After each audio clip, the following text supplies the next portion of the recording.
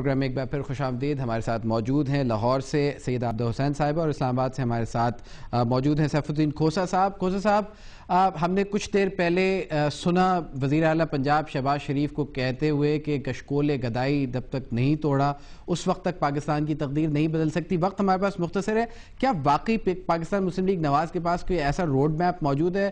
کیا پاکستان مسلم لیگ نواز وہ سارے فرینڈلی عرب کنٹریز کو بھی کی امداد کو بھی نہ کہہ سکتی ہے؟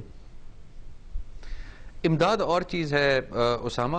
میاں صاحب نے آپ نے جو سنایا سی ایم صاحب کا جو وہ اس میں گداگری بھیک مانگنے والی جو بات ہے بالکل روڈ میپ ہے, تیاری بھی ہے. یہ تو اب الیکشنز کے بعد پتہ لگے گا کہ کون سی جماعت اقتدار میں آتی ہے, لیکن بیسک جو ایک فارمولا ہے کہ آپ کے پاس اتنے نیچرل ریسورسز ہیں. بلوچستان آپ کا بھرا ہوا ہے منرلز کے ساتھ, اور آپ کے پاس یہ پانی کے اتنے وسائل جو اب جیسے پہلے بیگم صاحبہ نے فرمایا کہ انڈیا ڈیم پہ ڈیم بناتا جا رہا ہے.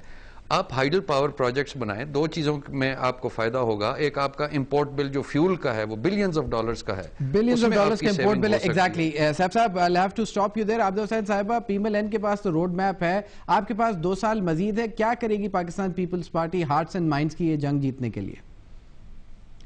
پیپلز پارٹی کو بہت محنت کرنی ہوگی پاکستان کے ہارٹس اینڈ مائنڈز جیتنے کی اس لیے کہ ہماری اکثریت آبادی جو ہے وہ مفلس ہے, اور جو مفلس ہوتے ہیں دقتوں کا سامنا کرتے ہیں ان کو کوئی بھی اچھا نہیں لگتا, ان کو کوئی جماعت بھی اب اچھی نہیں لگتی ہے کیونکہ مفلس ہیں, توقعات بہت زیادہ ہیں. لیکن میں یہ ضرور عرض کروں گی کہ UAE سے یا سعودی عرب سے لینا اور امریکہ سے نہ لینا یہ میری عقل سے اس لیے باہر ہے کہ سعودی عرب اور UAE تو امریکہ کی گرفت سے باہر نہیں ہیں, اور ہم وہی لوگ ہیں جنہوں نے UAE والوں کو عابدہ حسین صاحبہ, انفارچونیٹلی آج ہمارے پاس اتنا ہی وقت ہے, اس کو ہم جاری رکھیں گے اور عوام کے مسائل بھی کوشش کریں گے کہ اجاگر کیے جائیں.